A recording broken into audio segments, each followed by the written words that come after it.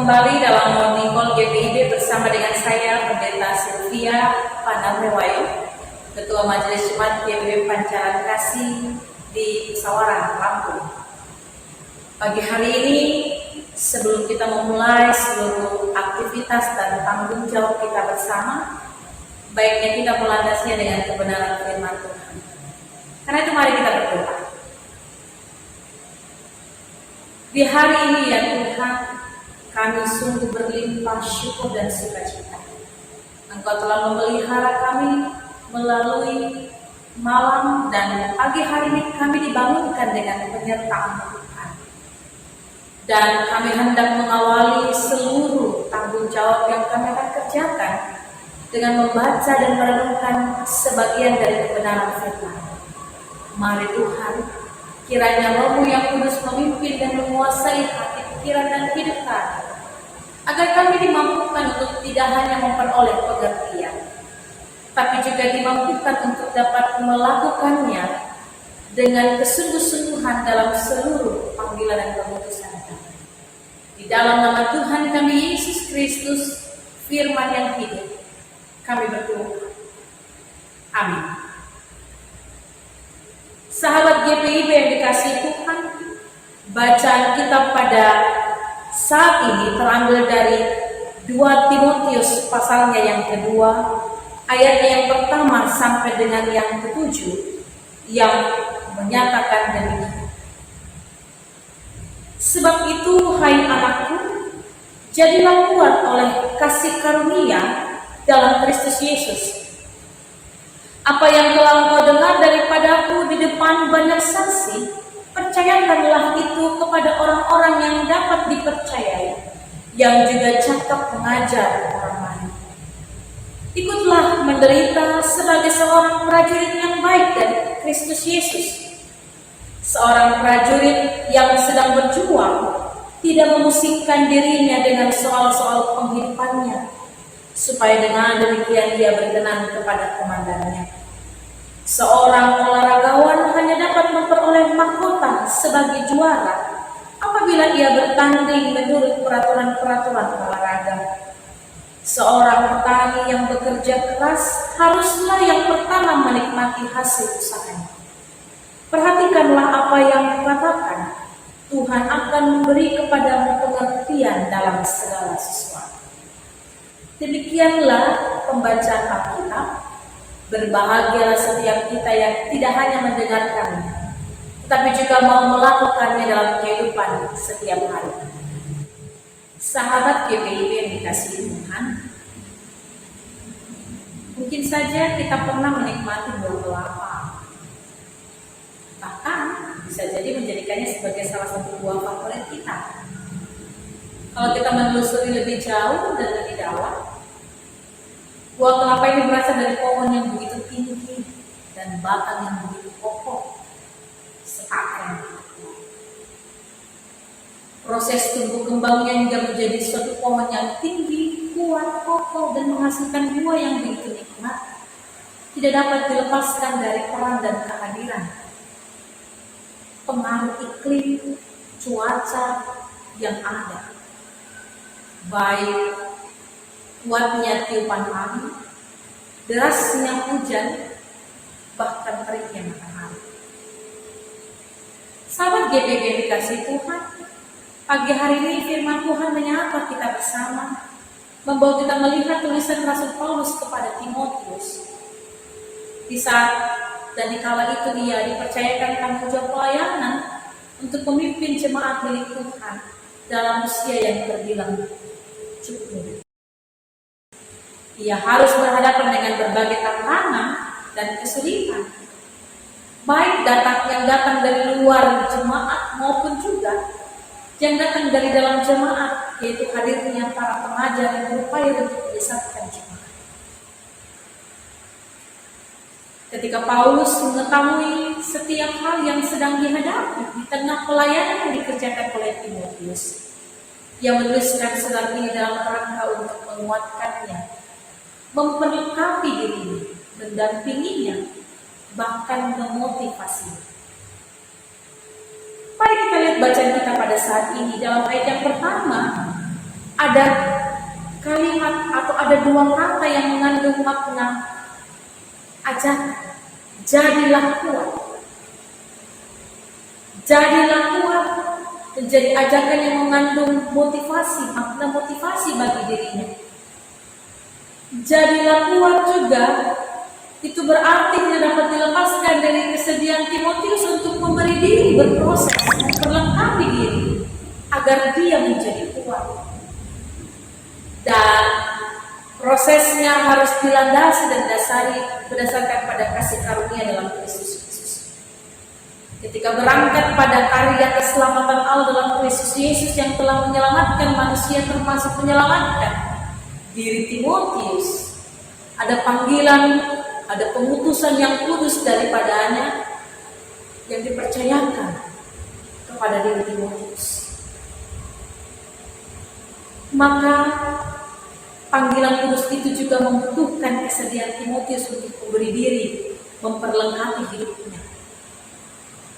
Itu hal yang pertama. Yang kedua, Paulus juga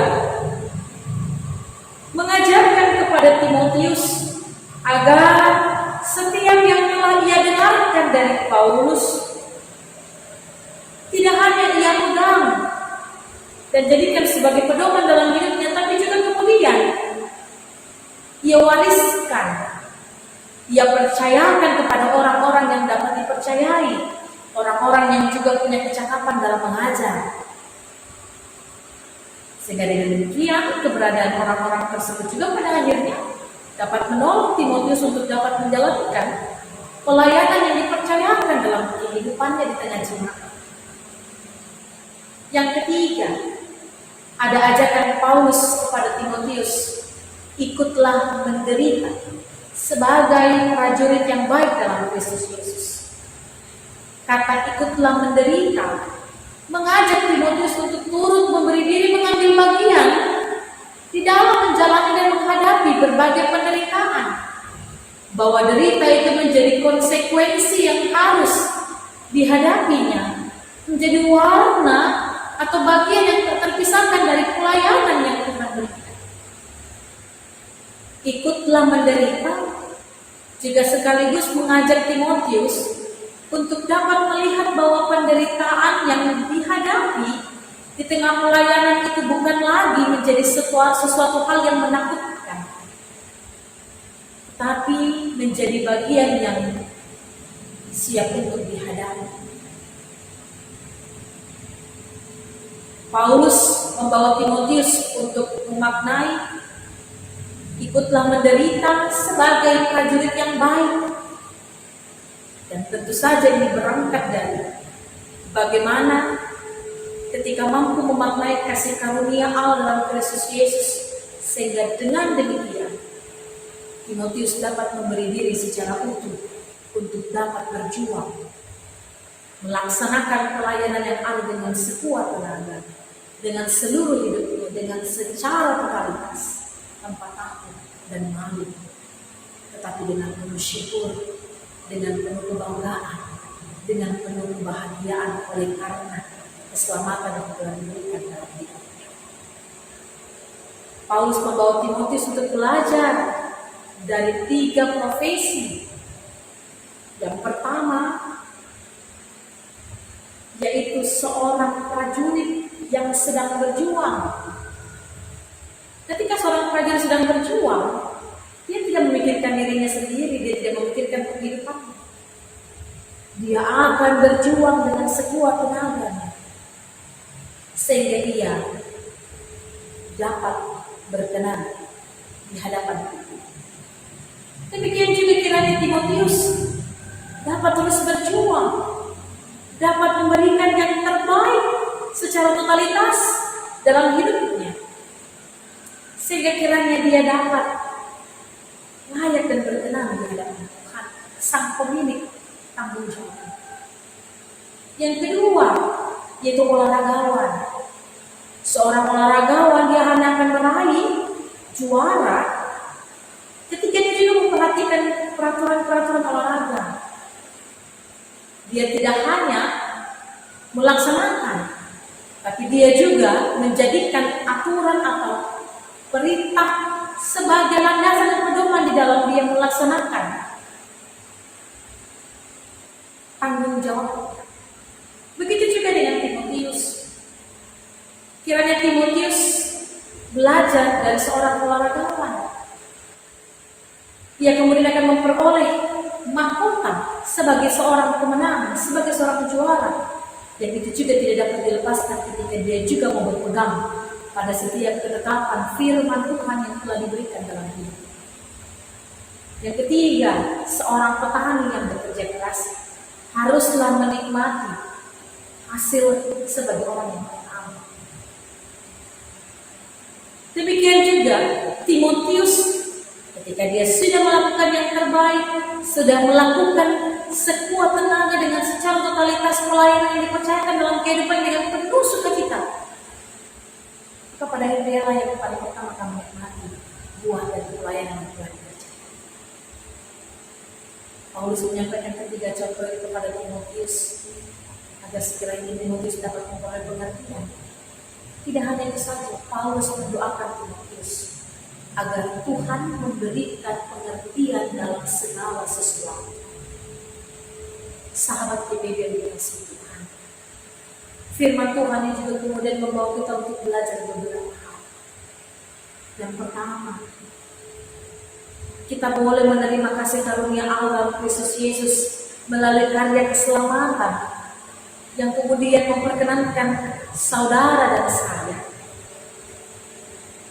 ada dalam keselamatan, dibebaskan dari kuasa dosa dan maut. Karya keselamatan Allah Kristus Yesus memperlihatkan bahwa kuasa maut pun dipatahkan, kehidupan yang tidak binasa pun juga diberikan. Karya keselamatan Allah Kristus Yesus juga membawa kita untuk mengimani bahwa ada panggilan pengutusan yang dipercayakan dalam kehidupan saudara dan saya.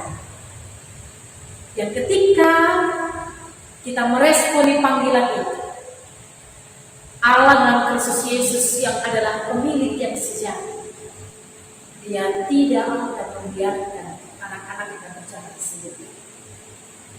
Dia akan menguatkan, Dia akan memampukan setiap orang yang kepadanya pengutusan dan panggilan itu dipercayai.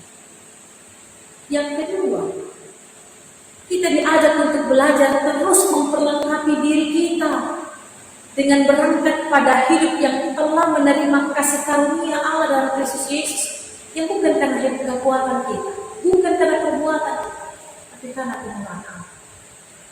Karena kemari, jangan pernah berhenti untuk memperlengkapi diri kita dengan firman-Nya. Mari bangun relasi kita yang akrab dan mendekat dengan Tuhan. Mari maknai keselamatan yang sudah diberikan dalam kehidupan kita dengan sebaik mungkin. Yang ketiga, setiap pengajaran firman-Nya yang telah kita terima dalam kehidupan kita, mari kita teruskan dan bagikan dan percayakan kepada orang-orang yang ada di sekeliling kita, yang juga cakap untuk dapat mengajar, sehingga mereka juga dapat memberitakan dan mengajarkan firman Tuhan kepada semua orang. Di tengah pelayanan yang Tuhan percayakan, Tuhan tidak membiarkan kita bekerja sendiri. Yang perlu kita miliki adalah kesediaan memberikan hidup kita untuk dapat terus diperlengkapi sehingga kita mampu menjadi pribadi yang kuat dan kokoh. Untuk menjadi kuat dan kokoh, itu bukan semata-mata pekerjaan dari Tuhan saja, tapi itu juga membutuhkan kesediaan kita untuk dibentuk. Yang berikutnya, ada ajakan untuk ikutlah menderita sebagai prajurit yang baik di dalam Kristus Yesus. Disadarkan bahwa hidup sebagai seorang yang percaya pasti akan berhadapan dengan berbagai pergumulan, berbagai penderitaan. Penderitaan itu tidak perlu kita hindari. Kita tidak perlu untuk lari dari penderitaan. Ketika kita mengimani bahwa Allah dan Kristus Yesus telah menyelamatkan seisi dunia, yang membuktikan bahwa kuasa maut sekalipun dipatahkan, maka penderitaan bukan lagi menjadi sesuatu hal yang perlu untuk kita takutkan. Tapi penderitaan itu justru menjadi proses bagi kita untuk mengalami pembentukan di dalam Tuhan. Mari belajar seperti seorang prajurit yang sedang berjuang.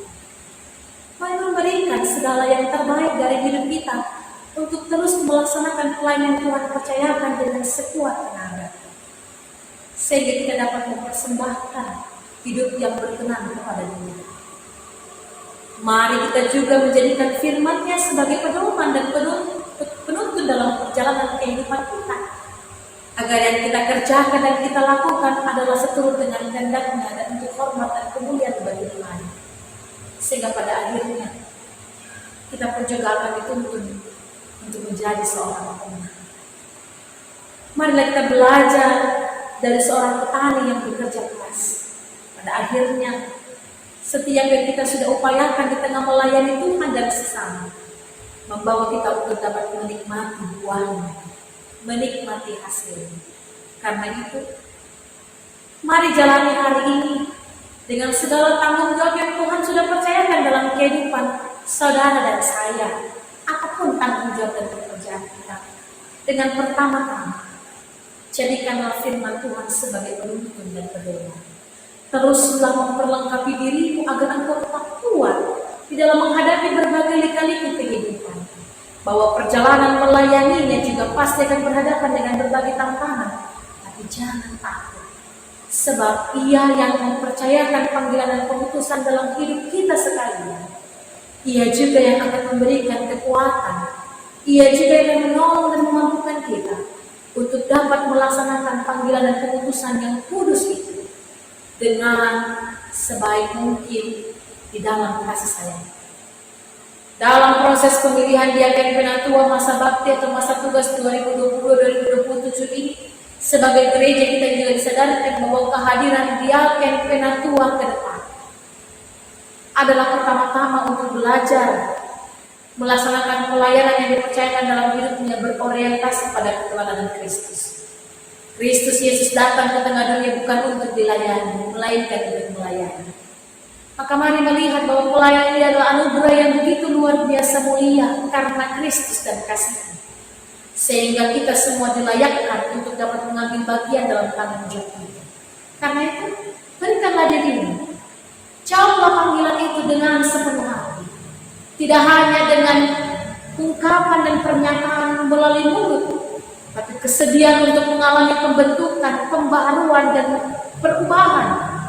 Sehingga dalam pelayanan yang Tuhan percayakan, kita hanya melaksanakan dan mengerjakan yang Tuhan inginkan untuk memberitakan kabar keselamatan kepada semua orang. Pada akhirnya ketika kita setia, ketika kita terus-menerus memperlengkapi hidup kita dengan mengandalkan hikmat-Nya, kita juga dapat menikmati hasil dan setiap pelayanan yang sudah kita berikan yang terbaik bagi kita. Selamat menjalani aktivitas dan tanggung jawab kita di sepanjang hari ini. Berjalanlah bersama dengannya yang adalah Allah yang hidup, yang padanya tidak ada lagi ketakutan, tetapi pengharapan dan kekuatan, bahkan sukacita dan damai sejahtera. Sehingga sekalipun harus berhadapan dengan pergumulan dan tantangan, itu semua akan dihadapi dengan penuh syukur dan sorak-sorai untuk hormat dan kemuliaan bagi Tuhan. Tuhan Yesus memberkati. Amin. Mari kita berdoa. Kami berterima kasih untuk kebenaran firman Tuhan. Kami diperlengkapi, kami disadarkan betapa luar biasa berharganya hidup kami di hadapan-Mu.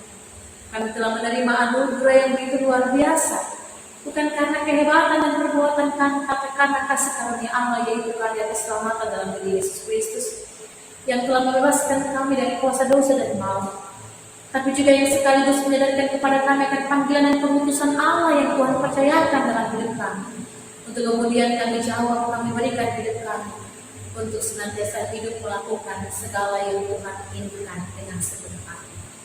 Karena Tuhan tolong kami, berikan kami pengertian daripada-Mu, agar pelayanan yang Tuhan percayakan dalam hidup kami mampu kerjakan dengan seluruh kehidupan kami, dengan totalitas, tidak dengan setengah-setengah, tetapi dengan sukacita di dalam Tuhan, sehingga pelayanan dan berbagai pergumulan yang harus dihadapi tidak lagi menjadi semua hal yang kami hindari, tidak lagi menjadi semua hal yang kami takuti, tapi menghantarkan kami untuk terus hidup berpengharapan tanpa henti kepadamu. Berkati seluruh jemaat-Mu dalam segala pekerjaan yang mereka kerjakan di sepanjang hari ini dan seterusnya. Biarlah mereka boleh melihat bahwa di tengah tanggung jawab dan panggilan pekerjaan yang mereka kerjakan, di situ ada pelayanan yang Tuhan percayakan, yang dalamnya mereka kiranya dapat memberikan hidup untuk terus memperlengkapi diri, sehingga mereka dapat menjalankan tanggung jawab pekerjaan untuk kemuliaan bagimu. Biarlah kiranya kami juga dimampukan untuk jadi berkat bagi banyak orang, sehingga berita keselamatan itu juga diberitakan kepada setiap orang. Kami juga berdoa dan menyerahkan bagi fungsionaris majelis sinode dengan menjalankan tanggung jawab yang Tuhan percayakan dalam jemaat, Tuhan perlengkapi mereka. Tuhan berikan mereka pengertian daripada-Mu, dan Tuhan berikan mereka kesehatan. Kami juga berdoa bagi pemerintah dari pusat sampai dengan ke pelosok daerah. Biarlah rahmat dan hikmat-Mu juga menaungi hidup mereka, sehingga mereka dapat mampu menyatakan kebenaran dan keadilan-Mu di tengah-tengah negara ini. Akhirnya ya Tuhan, kami menyerahkan seluruh proses pemilihan diaken penatua di seluruh jemaat-Mu ini. Kira-kiranya dalam tuntunan penyertaan Tuhan semua yang dapat terlaksana seturut dengan kehendak-Mu, dan Engkau berkati setiap pribadi yang kemudian Tuhan panggil melalui jemaat-Mu untuk melayani-Mu di tengah jemaat melalui proses pemilihan diaken penatua ini. Tetapkan dan teguhkan hati mereka, dan biarlah Tuhan yang menolong mereka agar mereka terus dapat memperlengkapi diri menjadi pelayan yang sedia untuk melayani, bukan untuk dilayani. Ini seluruh kehidupan kami pertaruhkan hidup kami di sepanjang hari ini. Biarlah kehendak-Mu yang jadi dan bukan kehendak kami. Dan biarlah waktu hidup yang Tuhan berikan dalam kehidupan kami isi dengan segala hal yang benar, yang berkenan kepada-Mu, yang kemudian di dalamnya kami memuliakan dan mengucap syukur kepada-Mu. Doakan di dalam nama Tuhan kami Yesus Kristus, Tuhan dan Juru Selamat kami yang hidup, kami sudah. Amin. Sahabat GPIB, selamat beraktivitas, selamat memulai segala tanggung jawab yang Tuhan percayakan dalam kehidupan kita. Tuhan Yesus memberkati.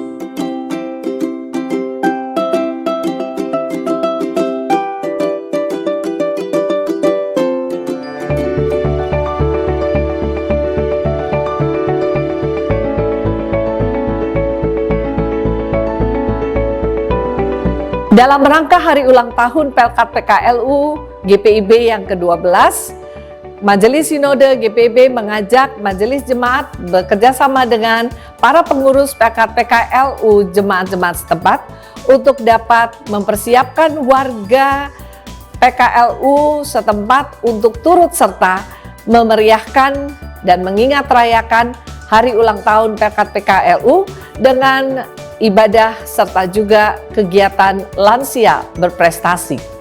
Atas nama Dewan PKLU GPIB, kami mengajak kepada semua pengurus PKLU dimanapun berada, dengan semua anggota PKLU GPIB, mohon untuk dapat mengikuti program Dewan PKLU Lansia Berprestasi. Terima kasih. Mari kita sama-sama sukseskan kegiatan lansia berprestasi ini. Tuhan Yesus memberkati.